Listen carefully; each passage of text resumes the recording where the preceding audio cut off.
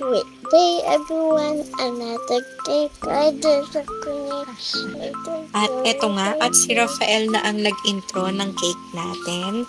At itong cake natin na ito ay, ang size niya is 7 and 5 round na cake, 2-tier, at ayan, 2-layer cake inside. Yung flavor niya is chocolate flavor.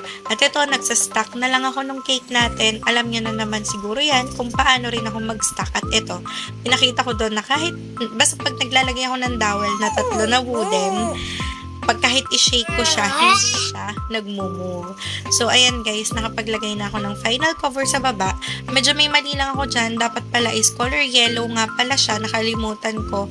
White yung nailagay ko, kaya nakikita yung patches ng gold sprinkles or gold spray na nilalagay ko. So, yung sinispray ko guys ay luster dust na gold. At ayan, naglalagay na ako ng final cover sa taas. Pero huwag kayo mag-alala, yung patches na gold sa baba is mawawala din yun pag na-absorb na ng buttercream yung ating gold color. At nagiging pantay na yung kulay niya. At ito, nakapaglagay na nga ako nung details natin na buttercream. Combination of white and yellow siya. Tapos nilagyan ko din siya ng gold doon na effect. At naglagay na nga ako ng topper na number 50. At halos yung design na yan is original design ko. Meron lang silang mga konting notes. Pero, no, that you're wrong for me, joke. Ayun, tapos meron siyang edible beads at non-edible na butterfly.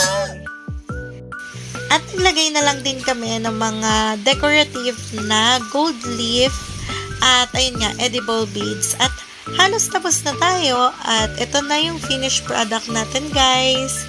Tadadaan! Yan. Naglagay ulit din ako ng luster dust na pearl dust. At diba, ang ganda nung effect niya, kumikintab talaga. At thank you guys for watching. See you on our next video again. Bye! Say bye-bye! Bye-bye.